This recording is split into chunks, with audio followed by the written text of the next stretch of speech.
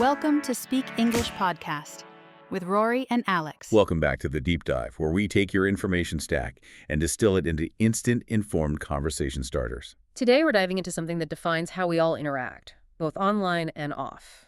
The lightning fast, very specific, and constantly evolving language of Gen Z. And it's so much more than just a few new slang words.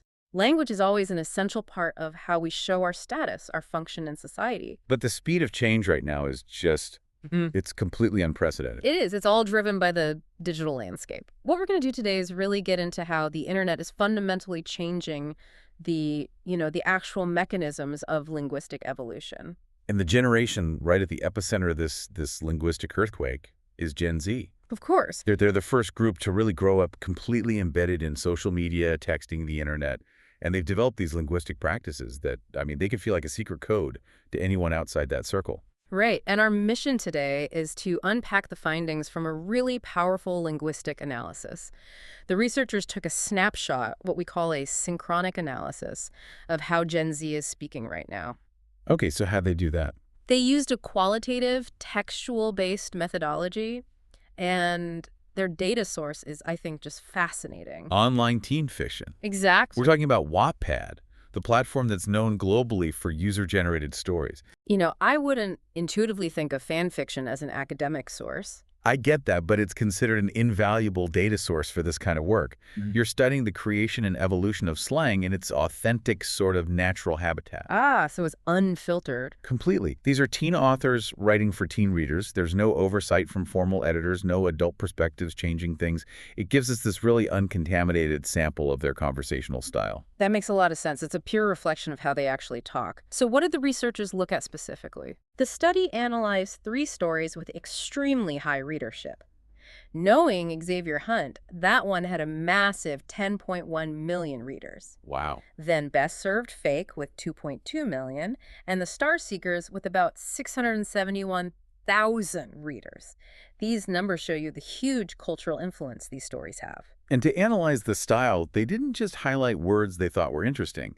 They used a serious linguistic toolkit. Yes, the comprehensive Leach and Short framework. So they weren't just reading it like a novel. Not at all. They were dissecting the language using 5 main stylistic categories. And we're going to use that framework as our map for this deep dive. Okay, so where do we start? We'll start with the most obvious part, the actual words, the lexical category. Then we'll get into their style and figures of speech, which I think is the emotional core of this. And finally, we'll look at the grammar and cohesion, so how they actually structure their digital stories. Okay, let's unpack this. Starting with the most recognizable elements, the actual words. The study found Gen Z uses slang constantly in peer interactions and identified 14 distinct slang terms, calling it, quote, a language made up by Gen Z. And this is where we need to slow down a little bit because these terms are such potent linguistic shortcuts. They define entire social interactions. Let's start with one that seems to come straight from gaming and meme culture, Uno reverse. Right. It refers to the card game, of course, but it really gained popularity as a meme. It just means a potent comeback that completely reverses a situation or an argument back onto the speaker. It's like the digital version of Know You. Exactly that. It's incredibly efficient. Then you've got the social media staples like thirst traps. Yes. So that's a social media post, a selfie, a snapshot that's explicitly designed to provoke sexual attention or admiration for, physical appearance. It literally names the intent behind a digital performance. And then there's the term for, relationship failure in the 21st century. Ghosted. Which is the act of abruptly cutting off all communication with someone. Could be romantic, could be friends, even family. Like a disappearing phantom. The metaphor is baked right into the word. Okay, moving on to terms of approval. Slay. This is used to characterize someone who has performed extraordinarily well or made a real impression. It's often connected to fashion or artistic performance, but its meaning is definitely expanding. And lit. Simple, powerful adjective. Something is remarkable in terms of enjoyment or excellence. The party was lit. The performance was lit. And a personal favorite of mine for describing a mood is low-key. This one is great. It signifies a state of tranquility, something minimal, or doing something in secret without drawing notice. And what's crucial is that the study found these two terms, thirst traps and low-key, are prime examples of how Gen Z constructs new language. And this is fascinating because we often dismiss slang as just kids being lazy with words, but the study shows they're actually using some really sophisticated linguistic mechanics. That is the key takeaway. This is not random at all. The most common method they found was compounding. So just merging two existing words together. Exactly. Merging them to create a brand new concept that's, greater than the sum of its parts. And the examples were? You have bumbling buffoon, party pooper, and of course, thirst traps and low-key. You hear these compounds and you instantly get the meaning, even if it's your first time. Because they combine two familiar ideas into one very efficient new label. It feels like language designed for speed. It is. Think about the constraints of digital communication. Texting, captions, short stories. You're rewarded for being brief and impactful. Compounding is the most effective way to communicate a specific social idea without a full sentence. Optimizing for character count. Makes perfect sense. What about the other processes? Well, we also see conversion, which is where a word changes its grammatical category. It's a bit less common, but so potent when it happens. Like the example you gave before. Ghosted. Precisely. You take the noun ghost, and you convert it into a verb to ghost someone. Or the past tense verb lit from light is converted into an adjective meaning excellent. It shows how flexible they're making traditional English grammar. And then, of course, the acronyms for pure speed, like BRBB, right back. Right. But the study also listed words that are technically onomatopoeia, but not in the classic sense, like buzz or crash. They listed dweeb, crap, and sheesh. How does that work? Sheesh doesn't sound like an action. And that's the key distinction. They're being used as interjections or intensifiers that imitate an emotional feeling. So sheesh isn't the sound of something happening, it's the sound of astonishment or irritation. It's the sound of exasperation. So it's the sound of an internal reaction. That's a vital difference. So they're not just being random, they are compounding nouns, converting verbs, and creating these emotional intensifiers in real time. Which brings us perfectly to our next section, the style and figurative language. Right, because these stories are about teenagers interacting. The formality level is, well, it's predictably low.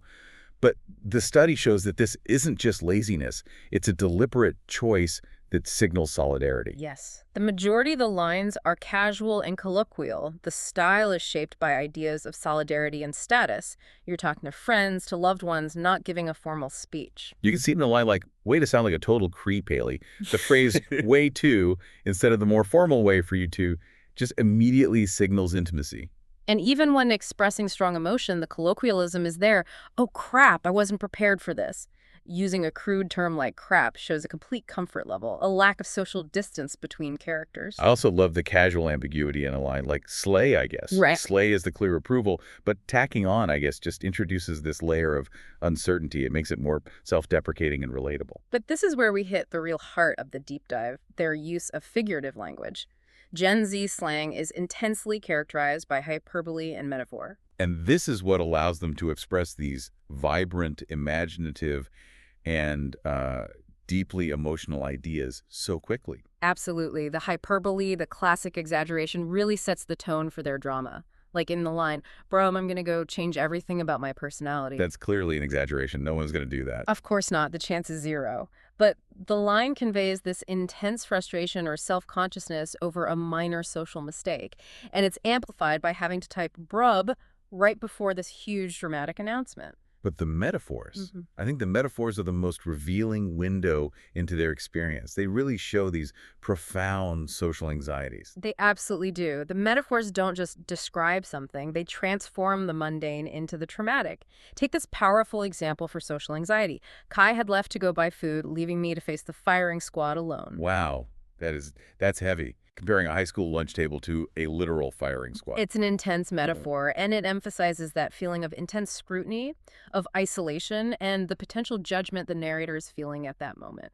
It connects their language directly to a culture that often reports higher levels of social anxiety, which is probably heightened by the constant performance you need on social media. And they need a quick, powerful way to articulate that profound emotional pressure. Firing squad does that job instantly. We see a similar thing with self-perception. In the line, Xavier makes me a bumbling buffoon. That's a figurative analogy, emphasizing how the speaker sees themselves. Awkward, silly, inept. And that pairing of words bumbling and buffoon is a double hit of self-deprecation.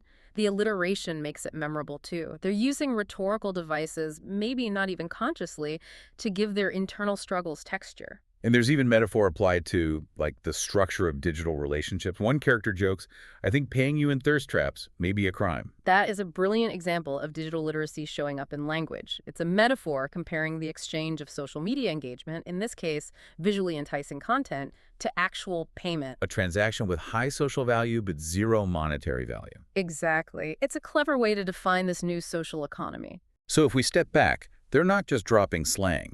They're using complex figurative language inside their casual writing to articulate complicated emotional states and social structures, and they're doing it with precision and speed. And that efficiency in language brings us to how they actually structure these thoughts. Let's talk about the grammatical preferences the study found. This was really interesting.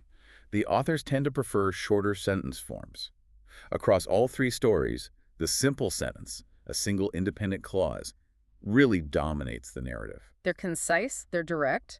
They often mirror that rapid-fire exchange of text messages or just quickly scrolling through a feed. The examples are short and punchy. Xavier makes me a bumbling buffoon, or the room lit up again. One complete idea delivered quickly. I see the parallel here. If their vocabulary is built on efficient compounding, their grammar is built on efficient delivery. Precisely. Now, they do use compound sentences like, I try to speak but fail, I'm such a dweeb, and complex sentences. If they found out, we'd be canceled again. But the overall style leans heavily toward conciseness. So they're stuffing all this complex, layered meaning, like that firing squad metaphor, into these very compact, simple structures.